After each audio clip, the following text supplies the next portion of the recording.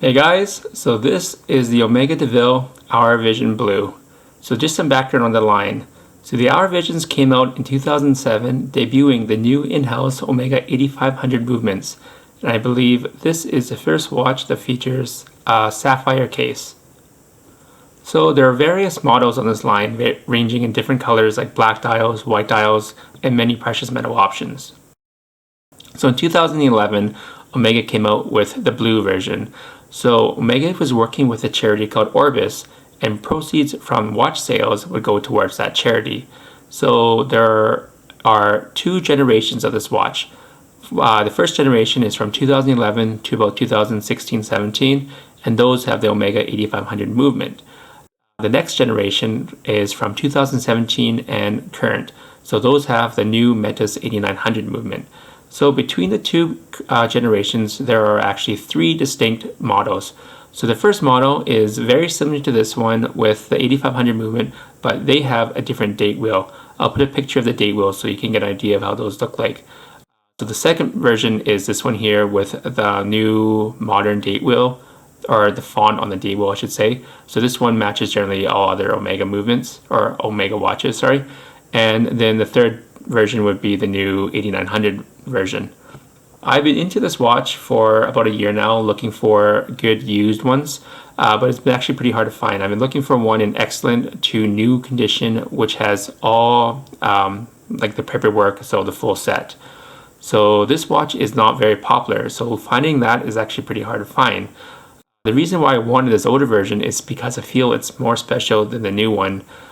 It was the first Omega watch to house Omega's new modern in-house movement. It is the first watch to have a sapphire case. It's in collaboration with a notable charity, which is Orbis. The presentation box which it comes in was only reserved for special Omega references. And most importantly, I think I prefer this font layout versus the new one. So that basically sums up the history. Let's just actually talk about the watch.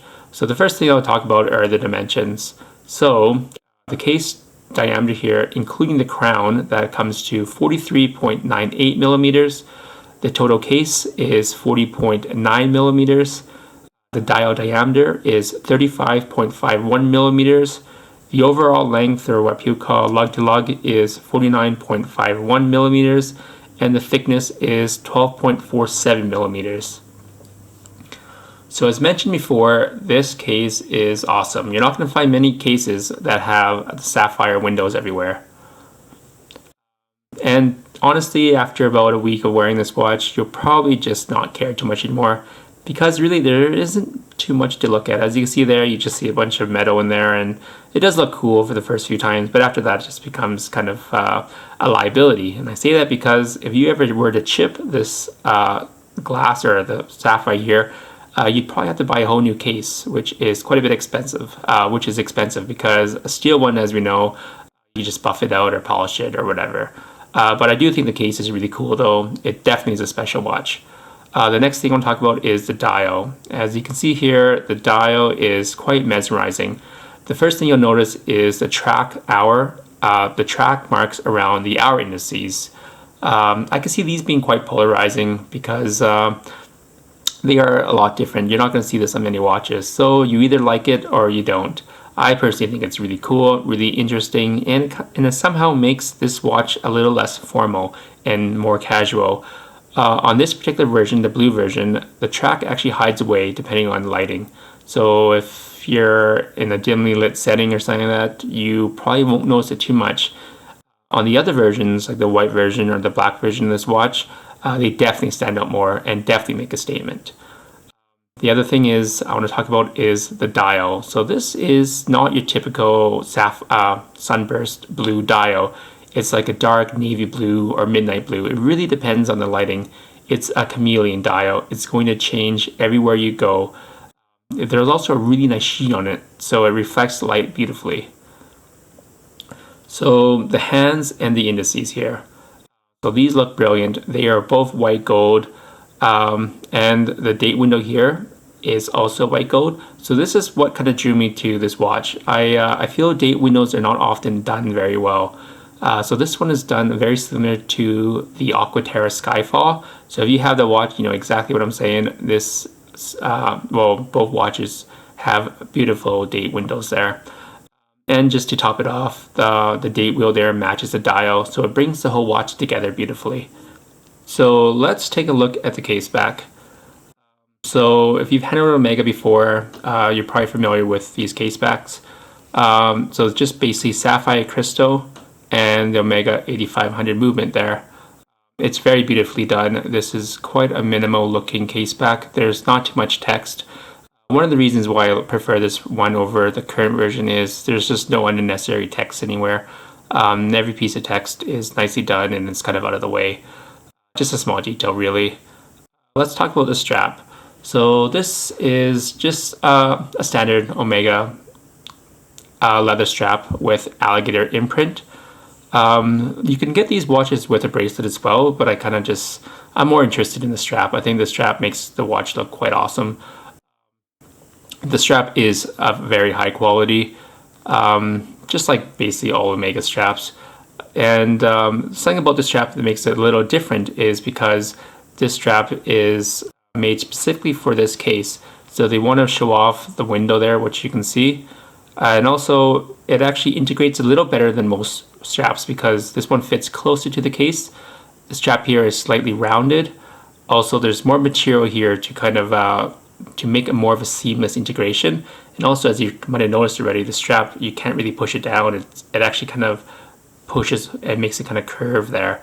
Just so you know, if you actually want to pick up one of these watches and get a strap for it. So the clasp here, it's basically, like again, very standard Omega clasp. Very high quality, very sturdy, buttery smooth. I love operating this thing. And again, one of the reasons I picked up this model over the new one is because I like the older deploying clasp for like watches like this because it's just a little less bulky. But that's kind of it for there. And let's talk about the movement. So this one here, as I mentioned before, houses the Omega 8500B movement, which has the SI14 balance spring.